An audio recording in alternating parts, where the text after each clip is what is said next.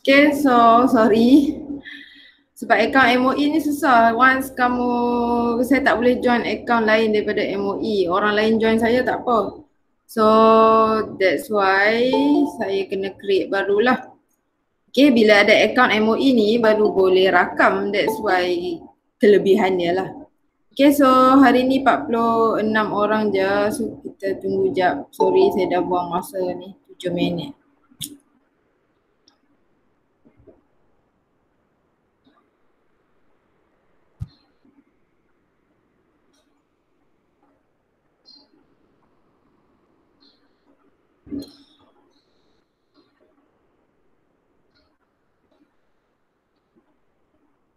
Okay, so let's start.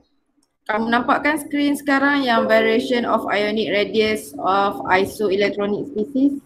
Nampak, Miss. Okay, alright. So the last week kita stop dekat ionic radius for cation. Kita dah revise lah. Okay, ionic radius for cation, size dia increase or decrease. Kenapa? Okay, so this week kita akan continue lagi. Kita akan discuss size of ionic radius for anion. Okay, and this anion yang saya pilih adalah anion dalam period 2. Okay, period 2 and period 3 is for your syllabus lah. Okay, so let us start with this anion. Ya Allah, baru perasan silap. Okay, so over here is anion. So example of anion that I will use is N3 minus, O2 minus and F minus. Okay, so the electronic configuration when this ion jadi neutral atom ni jadi ion, ini electronic configuration dia. So as you can see, all of these ion have the same electronic configuration. That's mean semua ni isoelectronic lah. Okay, isoelectronic species. Sebab baru minggu lepas kita belajar isoelectronic species. Iso means same. That means same electronic configuration. Okay, so number of electron pun sama, 10, 10, 10. That's why dia punya electronic configuration sama. Tapi when you count the effective nuclear charge, tak sama. Okay, the effective nuclear charge differ because the proton number here different. Okay, so sebab kita belajar Z equal to Z minus S. So since proton number for nitrogen is 7, tolak dengan inner dia. Okay, to find inner, kalau ada yang masih keliru, kamu di sini ada total 2 shell. Okay, so shell yang paling luar adalah shell 2. That means the inner shell is 1s2 and in 1s2 ada 2 electrons, so 7 minus 2 is 5. Okay, so that's why the effective nuclear charge for nitrogen is 5 and then for oxygen 8 tolak 2, so dapat 6 and then for fluorine 9 tolak 2 dapat 7. Okay, so we know that from this data effective nuclear charge makin increase from N3 minus to O2 minus and F minus. So kalau effective nuclear charge increase, that mean apa yang increase juga? Force of attraction. Ya, okay, so kita tahu effective nuclear charge ni adalah tarikan yang dirasai oleh valence elektron dekat luar tu. Okay, so lagi tinggi Z, that mean force of attraction of nucleus towards electron ataupun force of attraction between nucleus and valence electron increase. So when force of attraction increase, that means kita pull the electron closer to nucleus, electron are pulled closer, ditarik dekat dengan nucleus, that means size tu akan makin berkurang lah ataupun makin kecil. Okay, so kiranya kita boleh concludekan dalam isoelectronic species, lagi negatif the charge, lagi besar species tu. Okay, for example N3 minus paling negatif lah, that's why dia punya size paling besar. Okay, ada soalan?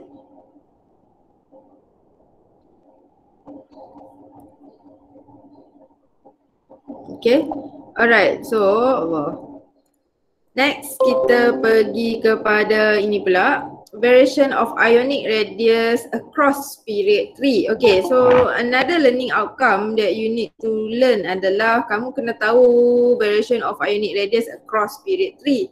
Kiranya period 3 ni start yang ni lah kalau kamu tak tahu mana period 3 yang ini. Okay, so sodium, magnesium, aluminium, silikon sampailah argon, that is period 3 punya elemen. So across period 3, tak kisahlah kan kita belajar before this, across a period size of atomic radius decrease. Okay, so kalau size of ionic radius pula kita boleh tengok ni across period 3, ini across period 2. So size semua makin decrease lah sebab ikut conclusion kita ni, ionic radius decrease. So we expect to see the same trend for period 3 lah.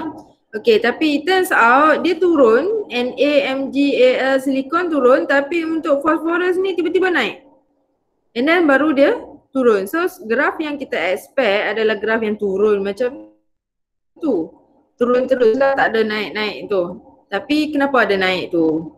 Okay, but before that, explanation untuk kenapa sodium, magnesium, aluminium, silikon ni size dia makin mengecil sama je macam atas ni. The same ion. Okay, so sama explanation macam atas. Because you can look at the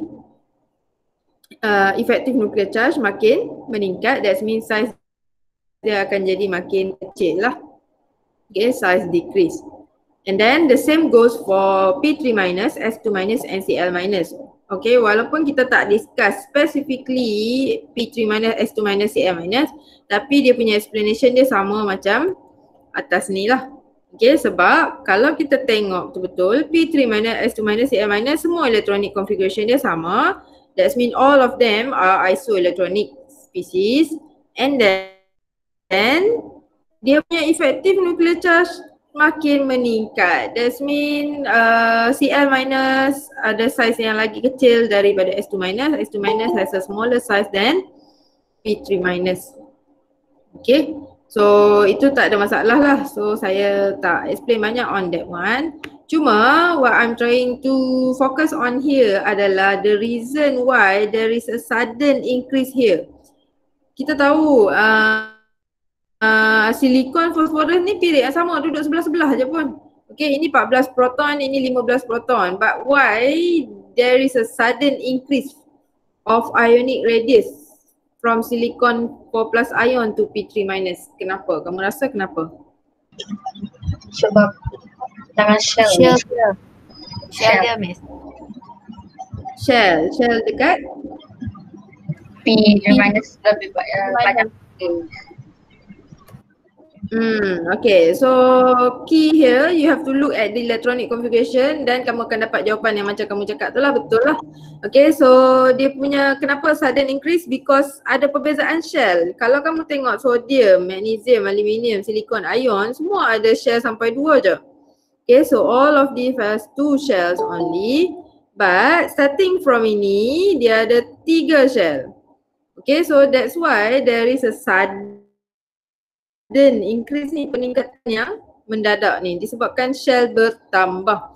Okay, so kalau kamu tengok sini saya tulis why there is a sudden increase from silicon 4 plus to P3 minus. Okay, so saya bagi hint, you have to look at the electronic configuration. Ini ada 2 shell, ini 3 shell.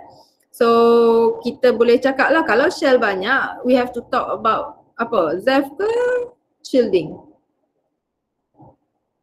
Shielding. Yes, okay. Whenever ada kita deal dengan shell, number of shell, that means we have to talk about shielding effect lah. Okay, so kita punya jawapan sini adalah P3 minus has more number of compared to silicon 4 plus. Shell. Yes, over here is more number of shell compared to silicon 4 plus. Okay, and then does P3 minus has greater?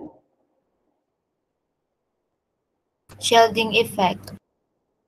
Yep, good. Okay, has a greater shielding effect compared to silicon 4 plus. Okay, so kalau greater shielding effect, apa jadi? Attraction dia makin?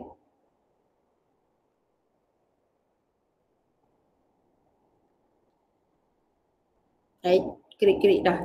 Decrease. Decrease. Yeah, Decrease. good. Alright, so kalau ada shielding effect yang tinggi, shielding effect ni maksudnya ada tolak-tolak antara elektron tu. So elektron tu akan makin jauh dari nukleus, that means attraction between nucleus and valence electron tu akan makin lemah lah, makin berkurang. So bila attraction tu lemah, size atom tu akan jadi lagi besar. Okay, and then settle lah for variation of ionic radius across period 3. And then next one adalah conclusion. Okay, so this conclusion adalah untuk atomic radius and ionic radius. Sebab so far kita hanya discuss pasal radius je. Kita start with Zeff and shielding, and then by using that knowledge kita discuss atomic radius across period, down the group, dan kita discuss juga ionic radius. Okay, so in conclusion, the size of an atom depend on the electron cloud, the average distance of valence electron from nucleus. Okay, this one awal hari tu saya ada ajar kamu pasal kita nak determine size of atom. Bukan senang tau, sebab size of atom tu sendiri dia tak ada specific boundary. Macam kalau kamu dalam bilik kamu tahulah ini bilik kamu, bilik sebelah is bilik orang sebelah lah. Sebab ada dinding yang memisahkan kan. So tapi untuk atom dia tak ada dinding yang spesifik, dia tak ada boundary yang spesifik. Dia hanya ada orang panggil apa, electron cloud. So macam mana dia nak ukur size of atom? Dia ambil jarak dari nukleus ke nukleus, and then jarak ni dia bahagi 2. Okay, so itu the first point lah nak explain. And then the second point adalah there are 3 important factors yang kamu sepatutnya faham. Okay, the first factors adalah electron repulsion will make the atom become larger. Okay, so kalau kita cakap pasal electron repulsion, for example dalam shielding effect, so electron repulsion, tolak-tolak tu dia akan menyebabkan atom tu makin besar. Okay, and another point adalah kalau nucleus electron attraction pula, kiranya nucleus tarik elektron, itu akan menyebabkan the atom become smaller. Itu keyword dia lah. Okay, and then next one adalah principal quantum number n. N ni shell lah. Okay, as n increase, average distance of valence electron from the nucleus increase, making the atom larger. That means lagi banyak shell, jarak valence electron dengan nukleus makin jauh, so atom tu makin besar. Okay, ataupun you can just imagine, okay, so ini atom yang ada 2 shell. Okay, and then next atom pula ada 3 shell. So obviously from this drawing pun kamu dah boleh nampak 2 shell dengan 3 shell. So lagi banyak shell, valence electron punya jarak dengan nukleus makin jauh, so size dia makin besar. Okay, so any problem so far? No. Oh, okay. So berapa orang dah ada dalam ni? 45. Mana seorang lagi? Okay, so done. So next one adalah try this. The proton number for several element is given below. Write the formula of ion, arrange those ion. Okay, yang ini saya nak kamu buat lah. Nanti kita boleh discuss dalam kelas sebab tak banyak exercise pun for this topic. Sebab ini task je kan. Okay, so cuma tip saya untuk jawab soalan ni adalah kamu kena tulis electronic configuration for L, M dengan N, determine ion dulu, lepas tu tulis lagi sekali electronic configuration untuk ion tu. And then kamu boleh check lah apa yang mempengaruhi dia punya ionic radius, sama ada shielding or Zeff. Okay, next kita pergi kepada ionization energy. Okay, so pernah dengar ionization energy?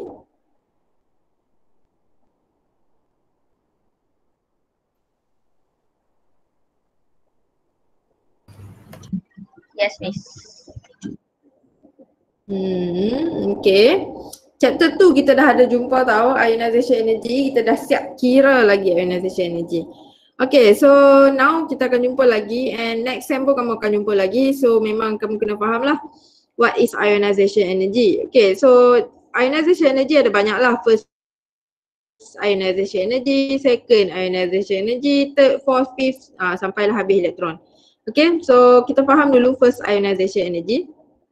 Okay, ionization energy adalah minimum energy required to remove, remove 1 mole of electron from the outermost orbital in 1 mole of neutral gaseous atom to form 1 mole of gaseous ion daripada ground state. Okay, maksudnya macam ni. Kamu kena faham dulu, ionization energy ni adalah energi yang diperlukan untuk remove elektron keluar dari atom. Okay, itu je. Okay, ionization energy is energy required to remove electron from an atom. Okay, so kita nak remove elektron. So kalau kita remove elektron, atom kita tadi jadi apa? Cation ke anion? Cation. Yep. Okay, so if we remove electron, dia akan jadi cation. Dia tak jadi anion. Okay, anion terima kan? Okay, so ionization energy, energy untuk remove electron so that dia boleh jadi ion, cation lah. Okay, so tapi kalau exam tak bolehlah jawab definition yang simplified macam tu. You have to write down semua ni. Minimum ni wajib minimum energy required untuk remove 1 mole electron dalam 1 mole of neutral gaseous atom untuk menghasilkan gaseous ion. Actually explanation dia sama macam equation dekat bawah ni. Okay, so for example kalau equation ni dia kata kita nak remove electron dari mana? Dari atom. Okay, so atom depan ni lah 1 mole of atom untuk menghasilkan 1 mole of gaseous ion. Ini 1 mole of gaseous ion. Kalau kamu tengok face dia, atom pun gas, ion pun gas, and kita remove berapa elektron? Kita remove 1 mole of electron. Okay, so itu definition of ionization energy. Ataupun kalau kamu nak faham dari segi diagram, contoh kita ada banyak ni elektron. Okay, so elektron 1, 2, 3, 4, 5, 6, 7, 8, 9, 10. Okay, and then we have another one electron here. So ionization energy ni adalah energi yang diperlukan untuk keluarkan elektron yang dekat outermost, elektron dekat paling luar, keluar tu infinity lah. Okay, so energi yang diperlukan ni lah yang kita panggil ionization energy, IE. Kenapa nak remove electron from the outermost orbital? Kenapa tak remove electron dari yang dalam ni ke? Kenapa? Sebab attraction dengan nucleus tak kuat, Miss. Attraction antara Elektron dengan nucleus tak kuat. yang tak kuat untuk yang mana? Elektron dekat dalam ke elektron dekat Yang paling dekat luar? Paling luar, Miss. Okay, good. Alright, so betul lah jawapan tu. So ada reason kenapa we need to remove electron from the outermost orbital, because elektron yang dekat luar ni, yang paling luar ni, jarak dia jauh dari nukleus. So bila jarak dia jauh dari nukleus, that means dia punya attraction, kalau sebut attraction jangan sebut attraction saja, attraction between nucleus and valence electron weak. Okay, weaker lah macam tu. Compared to yang dalam ni. Okay, so kalau elektron tu lagi dekat dengan nukleus, attraction dia lagi kuat. So susah kita nak remove elektron tu. So that's why kita tend to remove elektron yang berada di shell yang paling luar, so that attraction dia lemah, so less energy needed lah, tak perlu energy yang banyak. Okay, so done. Ada soalan? Tak ada, Miss. Hari ni makin klik-klik je.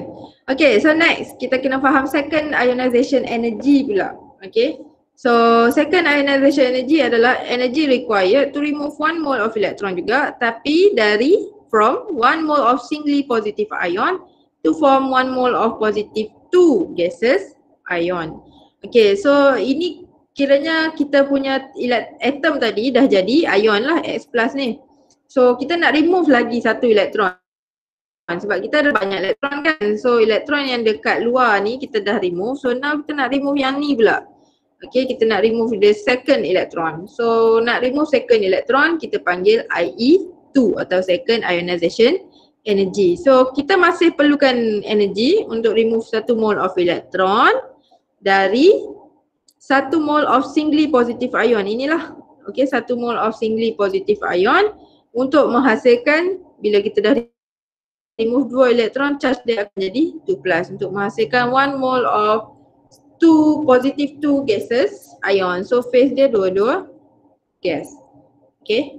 And then since kalau kamu perasan ini energy required, this one also energy required. So delta H ataupun kalau kamu jumpa next sem, this is what we call enthalpy. Enthalpy positive here means energy absorbed.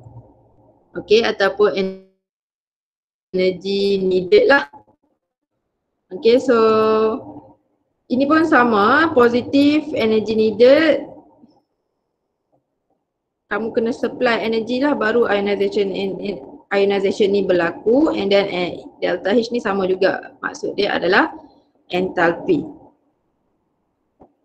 Okay, and then next one, the magnitude of ionization energy depends on the strength of attractive forces between nucleus and the outermost electron.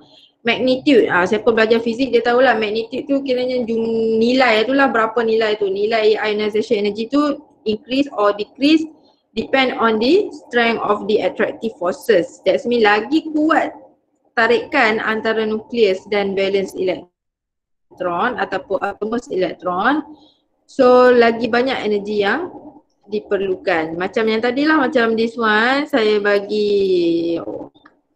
Okay, so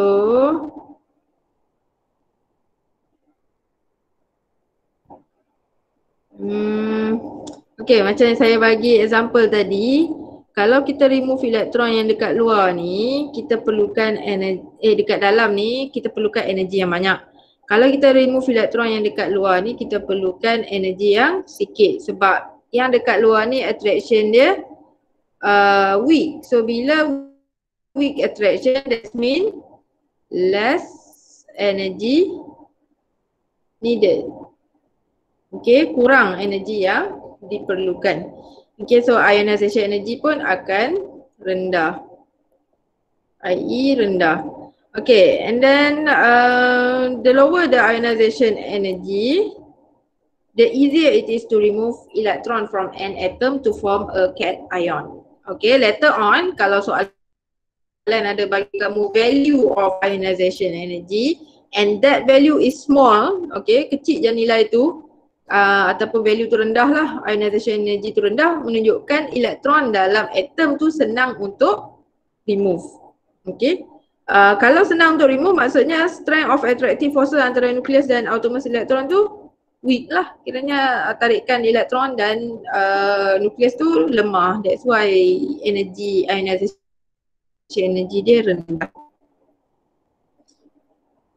Okay, so for this one, kalau kamu perasan ionization energy, dia konsep dia sama macam before this, relate to attraction balik. Ada soalan? Ionization energy, first IE, second IE. Tak ada, Miss. Tak ada. Okay. Kita share WhatsApp. Okay, so dah cukup 46 orang. Okay, so next kita pergi kepada factors affecting magnitude of ionization energy. Okay, for factors affecting magnitude of ionization energy, sebenarnya without looking at this, without looking at the explanation, kamu sepatutnya dah boleh faham lah. Kalau dalam kelas saya mengajar ni, saya tak tunjuk dah explanation ni. Okay, so kita boleh fikir sendiri. There are 3 factors affecting magnitude of ionization energy. Kiranya ionization energy tu besar ke kecil ke depend kepada benda ni. Atomic radius, effective nuclear charge dan shielding effect. Okay, so let us discuss about atomic radius dulu. Okay, so atomic radius. Kita size atomic radius ada 2 possibility. Either size dia tinggi atau kurang lah, saya pakai kat bawah lah. Okay, so kalau saya discuss about atomic radius, Ada dua possibility je untuk atomic radius, sama ada atomic radius dia small or big, macam tu lah lebih kurang. Okay, so kalau atomic radius dia besar, big, atomic radius tu large, that mean attraction between nucleus and valence electron lagi lemah ke lagi kuat? Lagi lemah. Lemah. Okay, attraction between nucleus and valence electron become weak lah. Okay, weak. Alright, so kiranya kalau saiz tu lagi besar, it shows that attraction between nucleus and valence electron tu lemah. So bila attraction tu lemah, so kita relate balik kepada ionization energy. Okay, kalau attraction antara nucleus dan valence elektron lemah, susah ke senang nak remove elektron dekat paling luar tu? Lagi senang. Senang. Okay, so lagi senang lah untuk remove elektron, easier to remove elektron. Okay, so easier to remove elektron. So kalau lagi senang to remove elektron, that mean ionization energy kita perlu banyak ke? Tak perlu, Miss. Tidak. Ya, sikit je yang diperlukan. Okay, so kita boleh kaitkan balik dengan benda-benda yang kita dah belajar before this. Okay, so macam itulah cara nak jawab ionization energy. And if we think the other side pula, kalaulah atomic radius tu kecil, okay, kalau atomic radius kecil maksudnya attraction between nucleus and valence electron strong lah kan. Okay, so kalau attraction tu makin kuat, susah lah nak remove elektron. Okay, hard to remove elektron. So lagi susah nak remove elektron, kamu nak remove juga elektron tu, so kamu kena pakai energi yang Lagi banyak. ya, lagi banyak. Okay, so itu dia punya cara faham ni lah. Okay, kalau kamu tengok explanation kat sini pun ada, dia kata larger radius valence electron experience less attraction towards nucleus, less energy required to remove electron, so ionization energy decrease as the size of atomic radius increase. Okay, and then next factor affecting nuclear charge adalah ZEF. Okay, so ZEF sama jugalah. Okay, ZEF kita ada dua possibility, high value of ZEF or lower value of ZEF. And then kita faham ZEF tu maksudnya attraction antara nucleus dan valence electron, attraction yang dirasai oleh valence electron. Kalau ZEF tinggi, that means attraction yang dirasai oleh valence electron tu lagi kuat ke lemah kalau ZEF tinggi? Lagi lemah, Miss. ZEF tinggi, ZEF tinggi. Lagi Kalau kuat. effective nuclear charge tinggi, ya, attraction Become strong. yes, it becomes stronger. So kalau attraction between nucleus and valence electron become stronger, maksudnya IE dia IE dia pun meningkat. IE meningkat. IE lagi tinggi lah, lagi banyak energi yang diperlukan to remove the outermost electron. Okay, tapi kalau ZEF dia rendah, kita tahulah ZEF rendah maksudnya attraction felt by the valence electron tu weak. So tarikan yang dirasai oleh valence electron lemah, so maksudnya ionization energy rendah lah.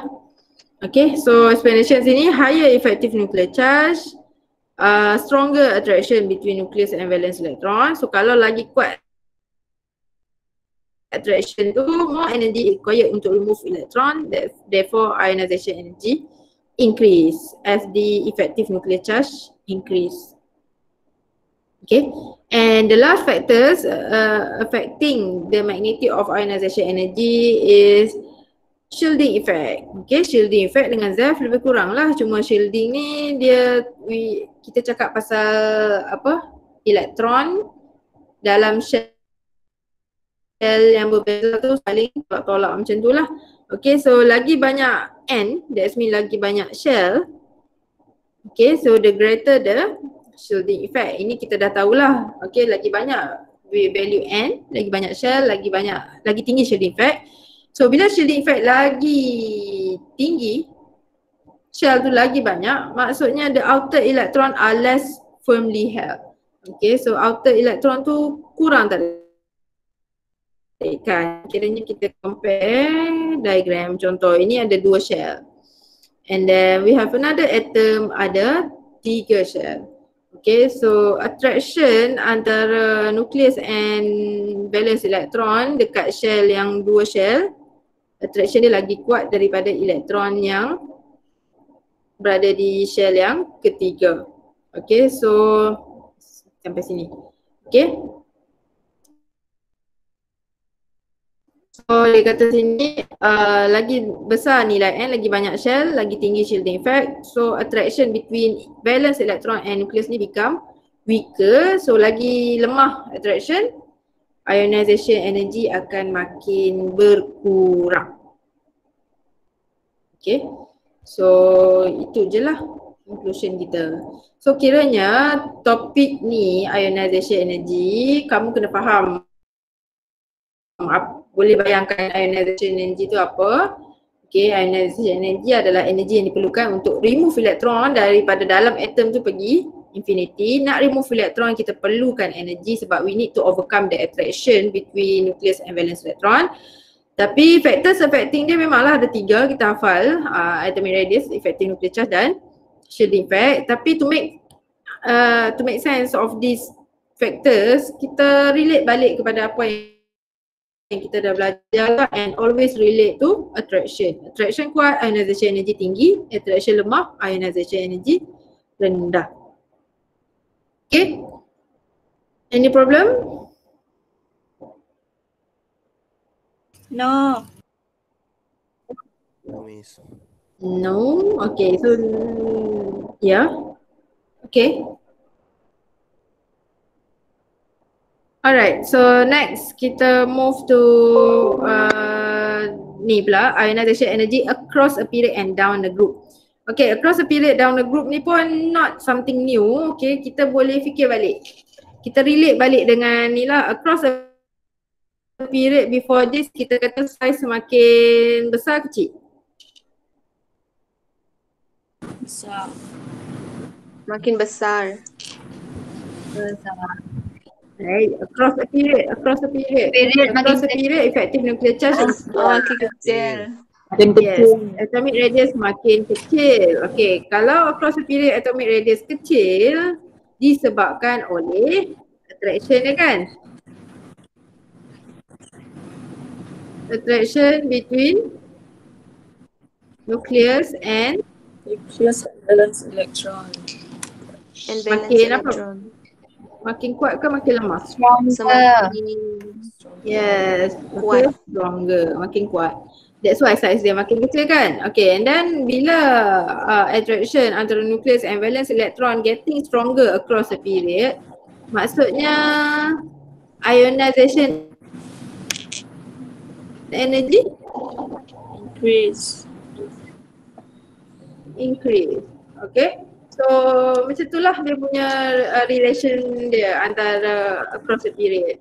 Okay, so across a period kita tahu proton number increase, yes. Atomic size makin kecil. Kenapa? Kenapa atomic size kecil? Relate back to effective nuclear charge, sebab effective nuclear charge makin meningkat. Bila effective nuclear charge meningkat, maksudnya attraction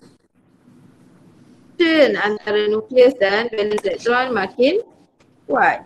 Okay, so bila attraction tu makin kuat, more energy is needed to remove the electron. Lagi banyak energi yang kita perlu untuk remove elektron yang dekat paling luar tu. So ionization energy increases when moving across a period. Okay, so kiranya across a period kita sepatutnya expect ionization energy dia makin makin meningkat. Kenapa graf saya makin meningkat? Ionization energy increases across period. Okay, tapi untuk down the group kamu dah boleh expect sebab down the group size dia makin besar. Size besar disebabkan oleh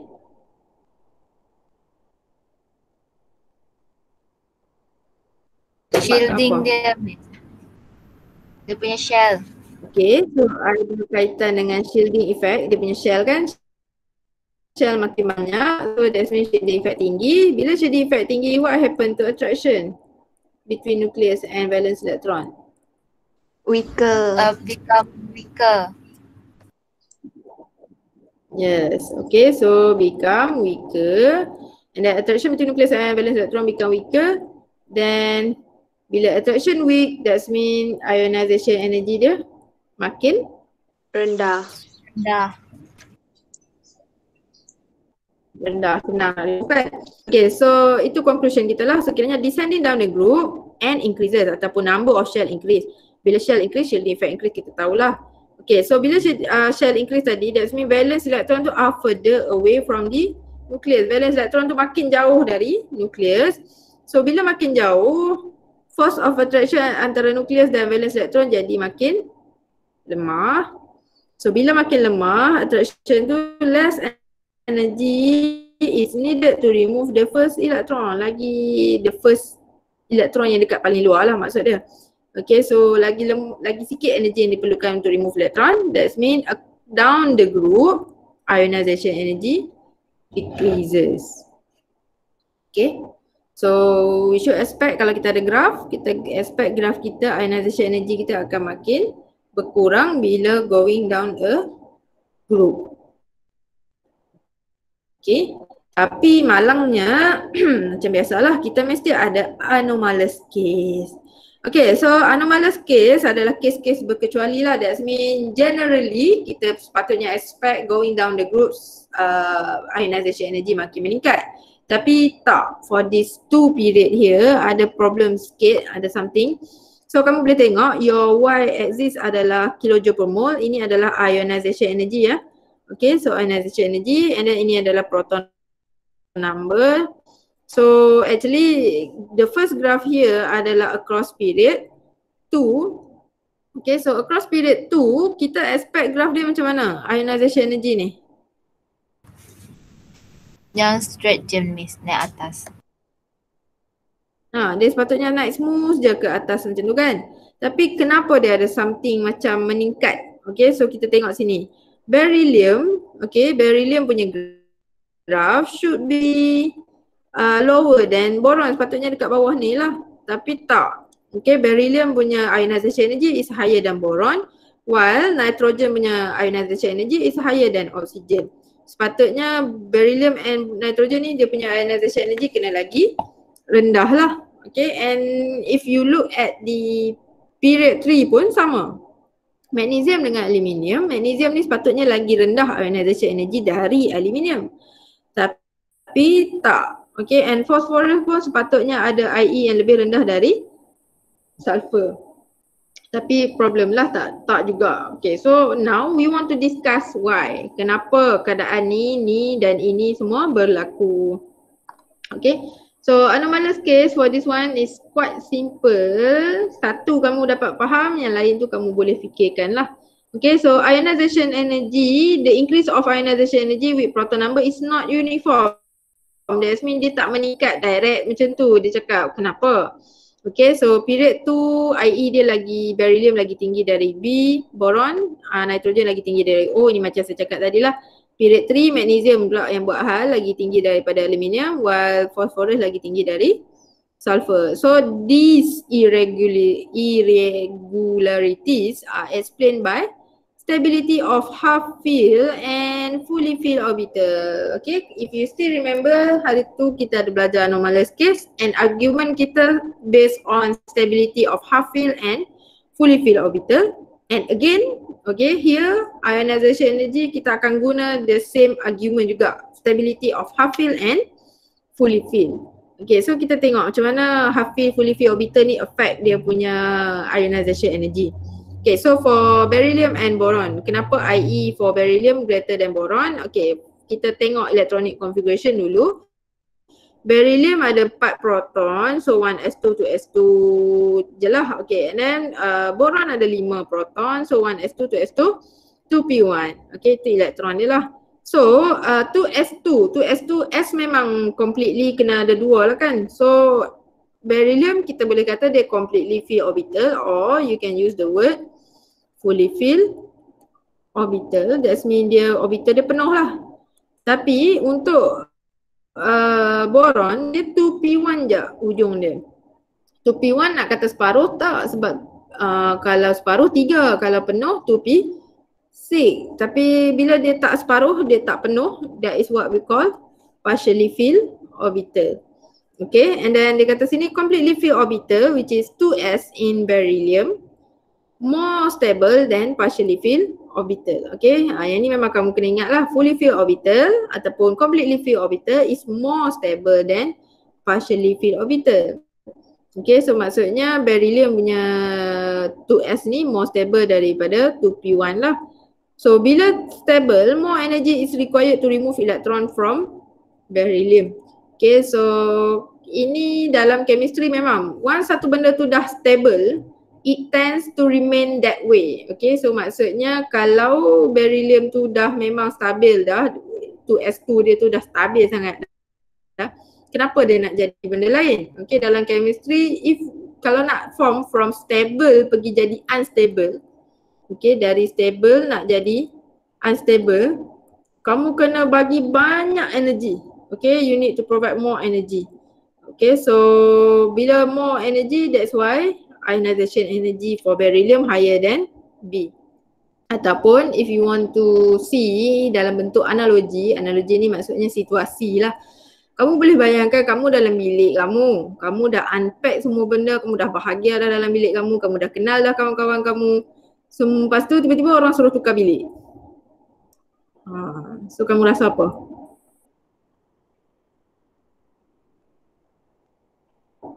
Tak tahulah kalau kamu suka, tapi kalau saya once saya dah settle down situ, kamu nak suruh saya tukar bilik, memang tak lah. Kecuali betul-betul dipaksa, that's mean more energy diberikan dekat situ. So terpaksalah saya keluar daripada bilik tu. So the same goes for beryllium, once dia dah stable situ, 2s2 tu stable, dia tak nak jadi unstable. So tapi kalau nak paksa juga boleh, tapi kena bagi dia energy yang banyak.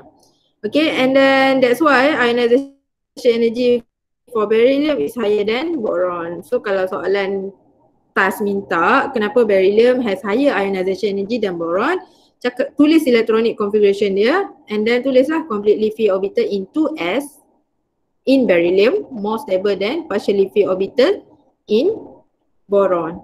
Okay, so more energy is required to remove electron from beryllium. That's why IE of beryllium higher than boron. Okay, and then next one adalah ionization energy for nitrogen and oxygen, tapi masa kita dah mencemburui. Okay, so kita akan continue this one esok lah. Okay, so kita continue ini esok sebab itulah tak apalah. Okay, and then saya rasa esok ke kita dah boleh habis dah ni chapter 3. Okay. Kalau tak ada apa-apa soalan, saya rasa kita boleh stop sini lah. Ada soalan? Tak ada, Miss. Tak ada, Miss. Okay, alright. So kita boleh stop sini. Thank you semua. Thank you, Miss. Miss. Thank you, Miss. Thank you, Miss. Okay. Thank you, Miss. Thank you, Miss. Thank you, Miss. Bye. Bye-bye.